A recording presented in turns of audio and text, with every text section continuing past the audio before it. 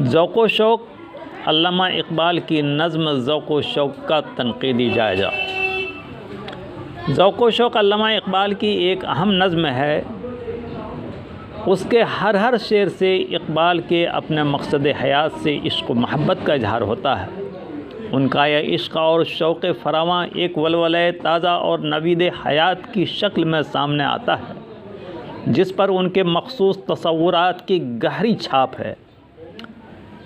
اس نظم میں خدا کی عظمت اور رسول اکرم صلی اللہ علیہ وسلم کی ذات گرامی سے اپنے جذبہ عقیدت کا اظہار اقبال نے بڑے والہانہ انداز میں کیا ہے۔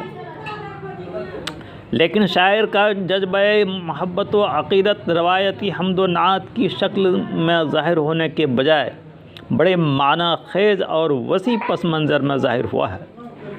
اس ضمن میں کائنات اور زندگی کے بہت سے اسرار و رموز زیر بحث آ گئے ہیں، لیکن سارے خیالات بلیغ اشاروں اور کنایوں میں پیش کیے گئے ہیں، اس لیے اس میں ایک تہدار معنویت کا احساس ہوتا ہے اور ہر شعر میں مفاہیم کا ایک جہان نو آباد نظر آتا ہے۔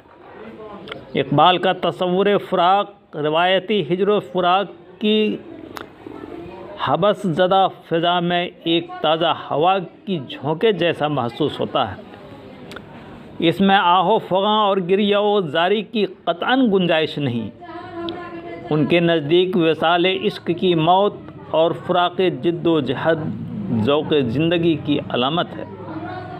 وہ انسان کو جمود اور مایوسی کی فضاؤں سے نکال کر حوصلہ، لگن اور ولولۂ تازہ سے بھرپور فضاؤں میں لا کھڑا کرتا ہے۔ اقبال نے اپنی اس نظم میں فراق کے اسی مخصوص تصور کو نقطۂ مرکزی بنا کر ذوق و شوق اور عشق کے حوالے سے اپنے مخصوص تصورات پیش کیے ہیں۔ شاعر اپنے نظم کا آغاز صبح کی منظر کشی سے کر رہا ہے۔ یہ منظر بہت ہی دلکش اور دل آویز ہے۔ یہ منظر قلب و نظر کے لیے حیات بخش ہے۔ اس سے شاعر کی روح تک سرشار ہو جاتی ہے۔ وہ اس منظر میں گم ہو کر بہت دور نکل جاتے ہیں۔ ان کی چشم تصور سرخ اور نیلی بدلیوں کی رنگ برنگی قبائیں پہنے ہوئے کوہ عظم تک پہنچ جاتی ہے۔ اس نواح کی گرد سے پاک صاف شفاف ہوا اور دھلے دھلائے کھجوروں کے پتے اور نواح کاظمہ کی ریشم جیسی نرم ریت انہیں ماضی کے روشن جزیروں میں پہنچا دیتی ہے، جہاں بجھی ہوئی آگ اور ٹوٹی ہوئی طناب اور گزرے ہوئے قافلوں کے نقوش قدم انہیں اس دیار محبوب میں پہنچا دیتے ہیں۔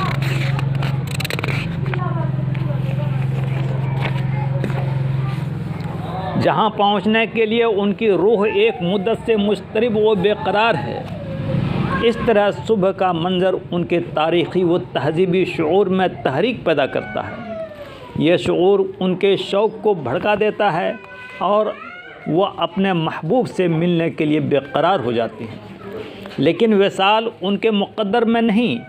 حضرت جبرائیل علیہ السلام کی آواز انہیں اپنے کانوں میں آتی ہوئی محسوس ہوتی ہے کہ محبوب سے دوری اور اس کی محبت کے خیال میں مضطرب رہنا تمہارا اصل مقام ہے۔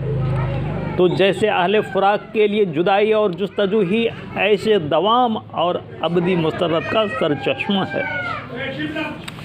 دوسرے بند میں شاعر عالم اسلامی کی حق پرستی سے دوری اور مقصد حیات سے بیزاری و بے-رغبتی کا ذکر بڑے دردناک انداز میں کر رہا ہے۔ وہ اس کائنات کو اپنے تازہ اور روشن واردات و محسوسات کے سامنے پست اور فرسودہ پاتا ہے۔ گرد و پیش بے حسی کا عالم ہے۔ جذبہ جہاد سرد پڑ چکا ہے۔ ہر طرف بت خانے ہیں، لیکن کوئی بت شکن غزنوی موجود نہیں۔ عرب و عجم دونوں اپنی پرانی خصوصیات سے محروم ہیں۔ طاغوتی طاقتیں سر اٹھا رہی ہیں۔ دجلہ و فرات کی نہریں کسی حسین کی منتظر ہیں، لیکن قافلہ حجاز میں دور دور تک کسی حسین کا پتہ نہیں۔ تیسرے بند میں شاعر کائنات کی اس بیماری کا واحد علاج عشق رسول اور ذوق و شوق کو قرار دیتا ہے۔ وہ رسول اکرم صلی اللہ علیہ وسلم کی ذات کو آئینہ کائنات آیہ کائنات اور وجہ تخلیق عالم قرار دیتا ہے۔ پھر اس کا ذہن رسول اکرم صلی اللہ علیہ وسلم کی امت کی طرف چلا جاتا ہے اور وہ ان کے حالات پر بڑا دل گرفتہ نظر آتا ہے کہ ان میں کوتاہ نظری، بے ذوقی اور کم ہمتی عام ہے۔ صوفیاء اور علماء جذب و ذوق سے محروم ہیں۔ درس گاہیں اور دانش کدے بھی نظر کی گہرائی و گیرائی، بیدار مغزی اور عالی ظرفی سے خالی ہے۔ اقبال کو اس بات کا بڑا غم ہے، لیکن وہ مایوس نہیں، کیونکہ انہیں اپنے کلام کی اہمیت کا اندازہ ہے کہ اس میں آتش رفتہ کا سراغ موجود ہے۔ اس کی مسیحا نفسی دلوں کے لیے ذوق و آرزو کا پیام ہے۔ ایسا اس لیے ہے کہ اس کی نواؤں میں خون دل وہ جگر اور اس کی رگ ساز میں صاحب ساز کا لہو رواں ہے۔ اس بند کا خاتمہ وہ اس اظہار تمنا پر کرتا ہے: فرصت کشمکش مدح این دل بے قرار را، فرصت کشمکش مدح این دل بے قرار را، یک دو شکن زیادہ کن گیسوے تابدار را۔ چوتھے بند میں شاعر رسول اکرم صلی اللہ علیہ وسلم کی خدمت میں نذرانہ عقیدت پیش کرتے ہوئے آپ صلی اللہ علیہ وسلم کو الکتاب، وجہ تخلیق عالم اور سر چشمہ نور حیات قرار دیتا ہے۔ اس کا اس کا ذرہ ریگ کو مہر عالم تعاب بنا دیتا ہے۔ سنجر و سلیم کی شوکت اور جنید و بایزید کا فقر دونوں ہی اس کے جاہ و جلال کا پرتو ہیں۔ اس ذات اطہر صلی اللہ علیہ وسلم کا عشق ہی سب کچھ ہے۔ اس کے بغیر نماز و سجود سب بے حقیقت اور بے معنی ہیں۔ عقل و عشق دونوں ہی بقدر ظرف و حوصلہ آپ صلی اللہ علیہ وسلم کی بدولت اپنے اپنے مقاصد سے ہمکنار ہیں۔ زندگی پر مسلط تاریکیاں آپ صلی اللہ علیہ وسلم ہی کے نور سے چھٹ سکتی ہیں۔ اس لیے اقبال اس نور سے دنیا کے منور ہونے کے خواہش مند ہیں۔ آخری بند میں اقبال اپنی علمی فتوحات پر افسوس و ندامت کا اظہار کرتے ہوئے پرزور انداز میں عشق کی قوت اور ہمہ گیری کا ذکر کرتے ہیں۔ وہ عقل کو بولہب اور عشق کو مصطفیٰ صلی اللہ علیہ وسلم قرار دیتے ہیں۔ عشق کا تجزیہ کرتے ہوئے وہ وصال کو عشق کی موت اور فراق کو عشق کی اصل حیات اور معراج قرار دیتے ہیں۔ فراق ہی سے گرمی آرزو اور سورش ہاؤ ہے، اسی کے دم سے موج کی جستجو اور قطرے کی آبرو ہے۔ اس طرح یہ نظم اقبال کے نظام فکر کے مختلف گوشوں پر روشنی ڈالتی ہے۔ اس نظم میں اس کا تصور عشق بڑے واضح انداز میں ہمارے سامنے آتا ہے۔